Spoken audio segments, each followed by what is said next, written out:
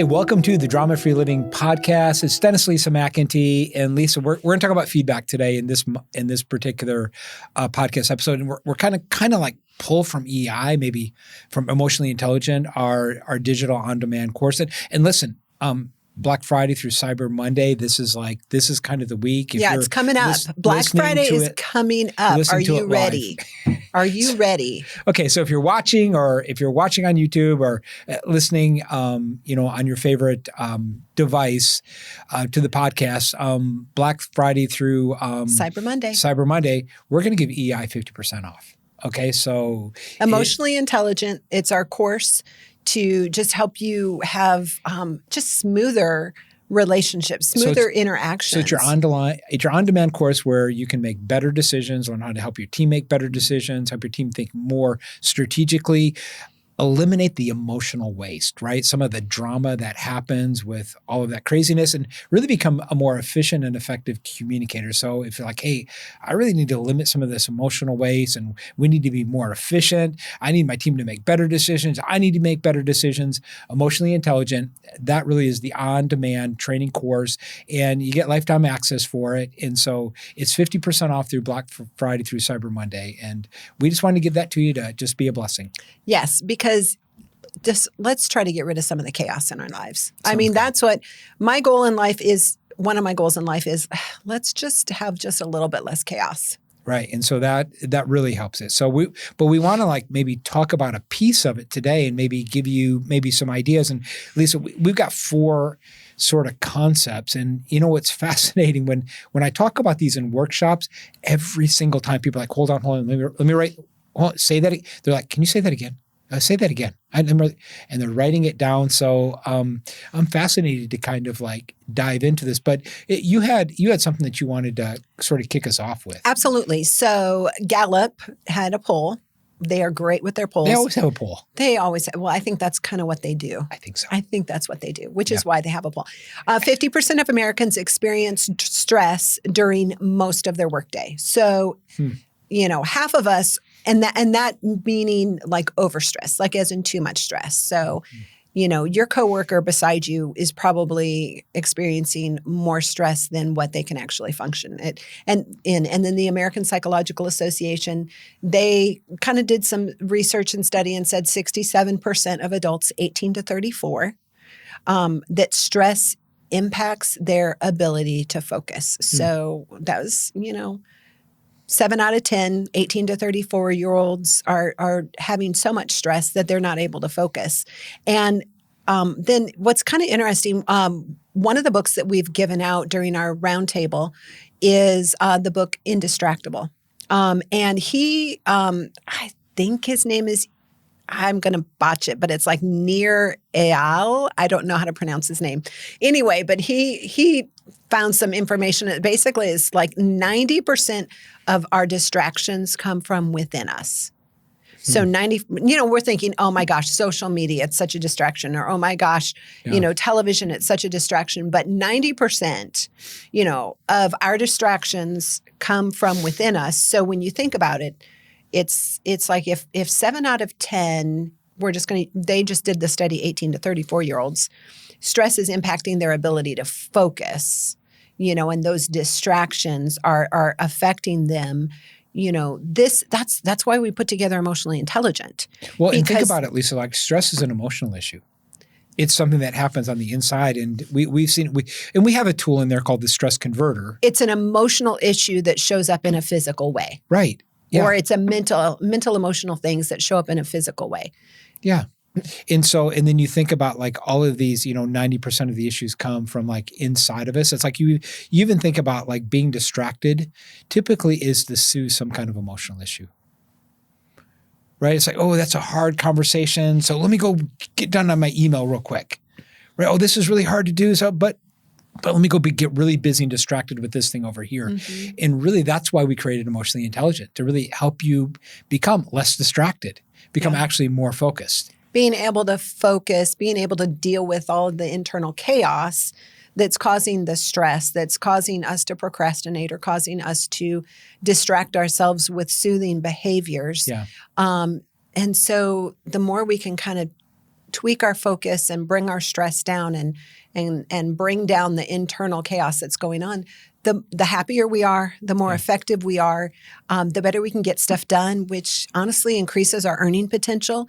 If you want to increase your earning potential, deal with the stuff that's on the inside. That's really good. That's really good. So here's a couple. Let's kind of give this some things that happen on the inside of people that really affect the outside. People as in you and me. People as in I know a friend. And we don't have this problem, but we've heard Speaking for a friend. Right. Asking for a friend.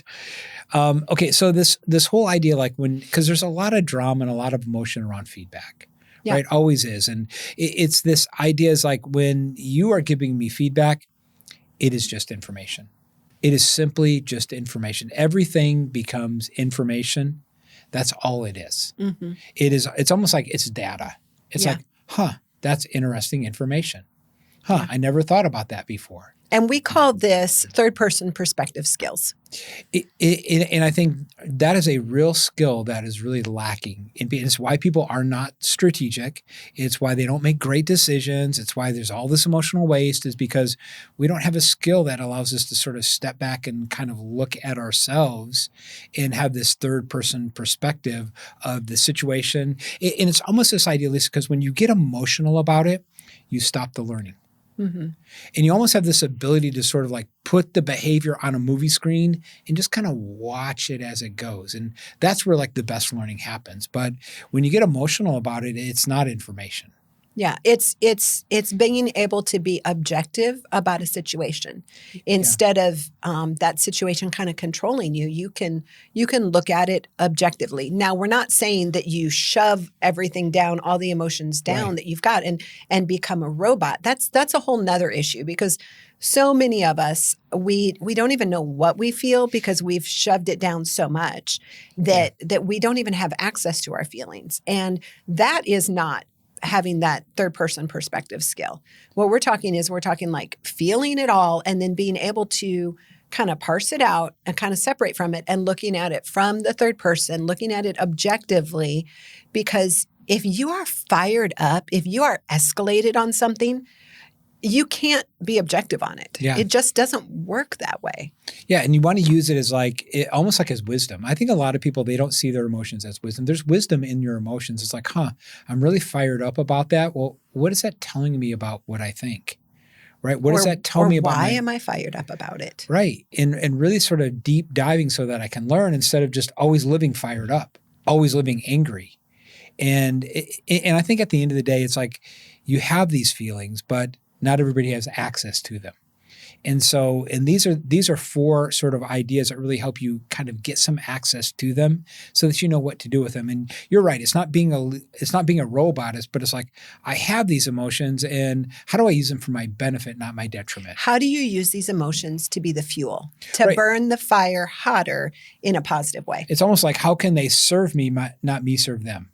And really, emotions are meant to serve you, right? And so it's first this idea of all feedback is just information, right? So Lisa's giving me feedback, it's just information. Now, then it goes to the second, and this is a big idea, is that when somebody is giving you feedback, they are not telling you about you. They are telling you about themselves. You're going to have to kind of unpack that and kind of walk through that or explain that, because that's a tough concept unless you really kind of can think about it and get it. Right. And so, Lisa, if I am giving you feedback, I'm giving you my perspective, how I experienced you, but it doesn't, or a situation, but it doesn't necessarily mean it's a reality. It's just my perception of how I see it. So can you kind of give me an example of this? Well, I'm at a loss. You give me one. No, you give me one. Oh, we didn't even plan for this. Here we are. I know. Here we are. We need an example. Could somebody please give us an example? Yeah, come on. Give us an example. So here's one. Hey, when you shared with me about... Is this getting personal? It might get really Do I need personal. to prepare myself? Hey, today when you shared with me about our team meeting, about how we put the rocks together. Oh, yeah. Right? When that happened, it really, it was really, kind of harsh and rude and you perceived it as harsh and rude. right. So see, I'm not telling you you're harsh and rude. So you can sit there and go, well, he's telling me I'm harsh and rude. I say, but if you step back and go, okay, Dennis is telling me about him. What it does is it allows you to step back and sort of get in my well a little bit. It's not that it's even true, right? And it really is not even the reality, but I'm telling you about me.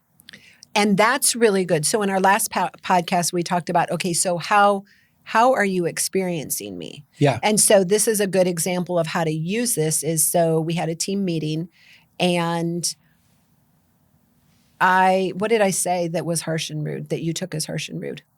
I can't even remember. It was 3 hours ago. I totally forgot. It was, okay, so we were talking about rocks and, how we were setting up the rocks and our rocks being our goals for that quarter. People are getting like real life stuff here. Like we didn't even plan to say this. And so they were, you were frustrated because you thought that they needed to be redone. Yeah. And then I felt like, hey, they were really good. I thought they were really good because this particular goal, this particular quarterly rock felt like we were really moving really well. It was probably the best one and the best movement of what and it also happens to be the one that I'm technically responsible for. But funny how that works. But I don't know that I should be because I think a different person on our team would be. But that's a whole different story. Right. But then I was saying that I think the issue or maybe what was going on is what we titled it didn't really fit what it actually was, or what it actually was maybe was what we were doing with it was different than the title. So then you took that as being harsh and critical. Right. Right. And so for you to say, hey, when you were telling me about that rock, about that particular thing, that felt really harsh and critical to me, and not, hey, you were being harsh and critical. Right. It felt harsh and critical. I kind of experienced it as harsh and critical. And you realize that when people are giving you that feedback, they are not telling you about you. They're telling you about themselves. And I think, Lisa, there's this key question you always ask yourself, like when you're going through this, right? Is like, hey, in this conversation, what would be different if you weren't here right now? If I wasn't here right now, we wouldn't have had that conversation. Well, no, right. But here's a great example. This has happened a couple months ago, and I remember it. Is that, I said something boneheaded, and we were driving, in the car. It was like an hour later, and you're like, I just want to tell you, and you're pretty fired up. And as I'm driving, I sort of asked myself. I said, okay, I'm in the car, and I said, what would be different if Dennis wasn't in the car sitting right next to Lisa right now? Would she still be fired up? I was like, yep, she'd still be fired up. Yep, that was a boneheaded thing to say. Probably should. And so I realized it's not about me, it's about you. Here's a great example that we have a lot of times with customer service is that, we have one client, I remember they're in the senior living space and one of the residents fell and they like cut their head and the executive director came in, the family was there and the family was just mad and frustrated. And the executive director wasn't even in the room. Right, it was a couple aides. It was when it happened. When it happened, right? She just came in, but they were yelling and screaming at the executive director, and the executive director really told me. She said, "Dennis, this helped so much because in the situation, I realized they were giving me feedback, but they weren't telling me about me. They were telling me about their anger about the situation. Because I think the key is when I think it's about me and I justify, rationalize, give you an excuse. Basically get upset or offended by what they're saying. Then I make it all about me. Yeah. And it really is not about me. And I think what that does is that just helps people process their own stuff better. And it really helps some of that emotional waste, that kind of this back and forth, that sort of, and then it just kind of gets amped up. Right. So going back to the example of the team meeting in this rock. Yeah. So, you were saying, okay, I feel like this, our rocks, maybe they aren't as streamlined and effective as they could be. And I'm like, hey, I feel like this rock is really going smooth. Well, then you took that, you said, hey, I really felt like that was harsh and critical. Right. What I said. Yeah. And so then that's the point where I see it, that feedback is not about me. It's not about who I am. And it's not even whether that feedback, what I said, was harsh and critical. Because really, when it came down to it, it wasn't at all. I mean, it's just information. In my heart and what I was saying and how I was saying, it was my perspective. And then for you to say, hey, I felt like that was really harsh and critical, that gives me the opportunity to be like, I can either A, no, it wasn't. I was not harsh and critical. I was not harsh and critical at all. Or I can realize, hey, that feedback has nothing to do with me and what I said. Mm-hmm. It all has to do with you and what you put out. And I can realize, hey, possibly it was harsh and critical because Dennis is living in his harsh inner critic right now. Right. And it doesn't matter. I could say the flowers are blue and it would come across as harsh and critical. Exactly. It could be like, I really like my latte today. And it could be harsh and critical because it's not about me. And that feedback has nothing to do about me. It has everything to do with the lens that you're seeing the world through. Right. And it's really, you're keeping this inner peace. Right. And it's this whole idea is like people can throw up on you, but it's like as long as like you have like this Teflon, it just kind of just flow and just kind of it doesn't get all in your clothes, doesn't get all around you, right? It's like just kind of flows off. So what's really interesting is if we would have utilized this concept of harsh inner critic or feedback is all about you, when you mentioned, hey, I really feel like these rocks are not. They're not effective. They're not efficient. And then I said, my response is, hey, I really feel like that's interesting. I really feel like it's really going well. And that's probably the best run at all. That was information I was giving you. And so if you saw that as just feedback and it's not about you, then it would have never felt harsh. Right. Or it never, because when I see all these things going around and I don't take them personally, it's kind of a way of not taking it personally. Yeah, exactly. It's like, that's interesting thought and an interesting perspective because you can't control my perspective. My perspective is my perspective. My feelings are my feelings. My ideas are my ideas. And that's what makes me great. And that's what makes you great. And so when we can each come to a conversation and have our own thoughts and feelings and perspectives, then it's like we can do so much together because we are allowing each other's uniquenesses to flourish. And that's how it is in teams and that's how it is in situations. And it's how people collaborate the best, right? It's Absolutely. It's a collaboration. So it's this idea, it's just information. Second thing is when you're giving me feedback, you're telling me about you. You're not telling about me. Now, Lisa, these other ones it gets a little challenging. Yeah. Okay. This right, it just kind of keeps going. It keeps going. And number 3, you can't attack me if I don't believe you are. Okay, so let's go back to this situation where this resident fell. Right. Okay, so walk through how this applies in that situation. Right. So this executive director, she didn't get defensive, and she said it's because she's in the room. She's in with the room the family of the resident that fell. Right. And they're screaming at her. Right. Because your loved one fell.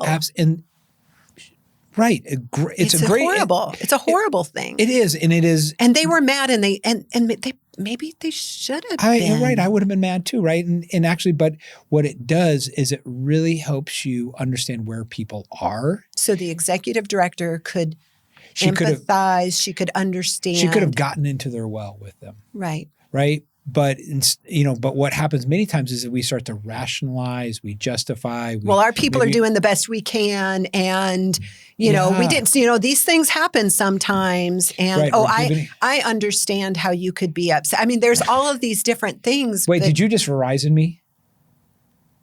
Okay, that's another issue. Okay. We want to just kind of dive into this? Go ahead, I probably shouldn't even said Verizon, should I? No, you probably shouldn't have. Because the whole reason that whole Verizon was because we are having issues with AT&T and it's real. But example, we were on the phone with Verizon for like 45 minutes and then they couldn't help us and they transferred me to somebody else. And the very first thing she said is she says, well, I understand that it's important to, get your, get your phone. Get this issues resolved. And I thought, you don't understand. Yeah, and because you got a little fired up about it. I did, because it was just a great catchphase, but how can you understand? Because you weren't on the phone for 45 minutes and you weren't doing this, and it didn't take you 3 hours to actually get into the store. You don't know my experience. And it wasn't the second store that you had been in and that you had just driven 30 minutes across town to find out you. Right. It came across condescending a little bit, is how I heard it. Was it? It was a script. Because it was a script, and it was written for a reason, and I'm sure that script was very helpful. But we're going to get bad notes from Verizon now. Just we said on the podcast. No, they're going to be like, you get free phone for a year or something. No, but so it's really interesting because this is all about. It's like, you can't attack me if I don't believe you are. So in that Verizon story, if the script is probably bad, and because people are going to say things, and it's going to be a bad script that's written for them, and they have to say that. That's what they're paid to say, even if it's a bad script.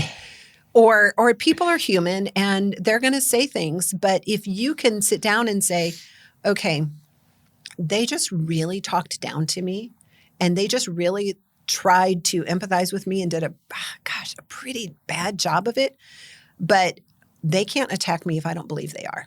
Right. So I don't believe they're attacking me. So and then it's like, just like. Well, and then it goes to the fourth statement. It kind of falls right in line with this, is that I don't have to defend if you're not attacking me. Yeah. I don't have to be defensive. Yeah. Right. If you're not attacking. If you're not attacking. But because that feedback isn't about me, because this is all just information. Right. And it's this whole idea is that we get defensive, right? Or for example, disrespect is a great one, right? It's like, if I have a wound of disrespect, everything becomes about that wound. Yeah. Right. How many times I've seen this in organizations where, they're just disrespectful. They never talk to me.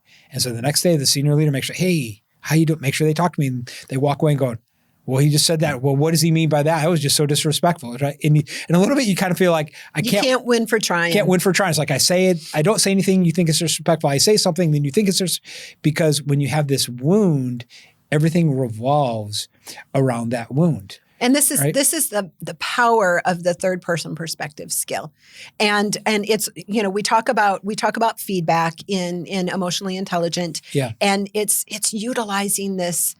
Feedback is super powerful. Feedback is a great thing. And when you approach it from a third person perspective skill, that, hey, this is so I don't have to defend myself if you're not attacking me.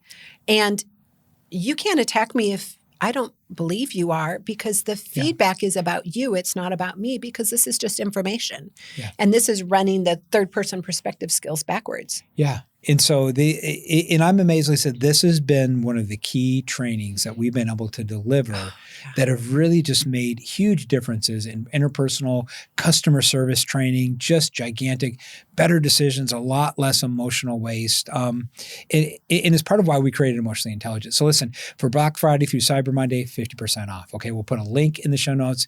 Get it, before the sale runs out. But Lisa, for you, what's the thing that's hitting your brain? Like, what's your aha today? And I know it's something because you got a smirky look.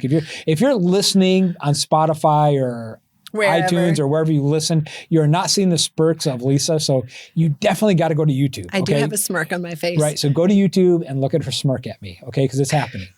No, I just the examples that we pulled out of thin air for this podcast are just kind of, they're real life. They really, truly happened to us. They happened a couple hours ago. And literally, one of them happened a couple hours ago. The other one happened on yesterday, as a matter of fact. This is stuff that we are walking through daily, that we are, and we are teaching people. We're still getting a handle on. And I think as long as you're on this earth and as long as you're human, you're going to be kind of dealing with these things. But being able to do it quickly, the more you work on these things and the more you apply them, the faster you can go through it. And so it just, and then the more power you have. And that's, okay, bottom line, that's what being emotionally intelligent is all about. Yeah. I think for me, Lisa, it's like when you're sharing, you're telling me about you. You're never telling me about me. And for me to continue just to have that continual reminder just helps me keep my own peace. Helps your little heart. Helps my little heart. Right. But because I think all the water in the world can't sink your boat unless you let it get in your boat. Okay. And all of these things, like we're in all of these turmoil of waves or whatever, but as long as it doesn't get in my boat, I mean, I can just ride these waves. And I think that's what we want to continue. Great leaders can just ride the waves. They don't let the water get inside of their boat and let it affect them. And they really have these great personal management skills. Absolutely. And that's just life. Life is waves. Yeah. I mean, it'll be smooth sailing for a while, and then it'll be chaos. And then it'll be smooth sailing, and then it'll be chaos. Things come in seasons and things happen. And sometimes it's because of our choices, but a lot of times it happens just because we're human. And we live in a world full of humans that are fallible, and we make mistakes, and we're not perfect, and we can't do everything right. And so, stuff happens. And being able to learn how to roll with it it's a lifesaver. It's so valuable. Yep. So awesome. So listen, don't let water get in your boat. Be emotionally intelligent. And Black Friday, Cyber Monday, don't forget. Yep. And we'll see you next time on the Drama Free Living Podcast.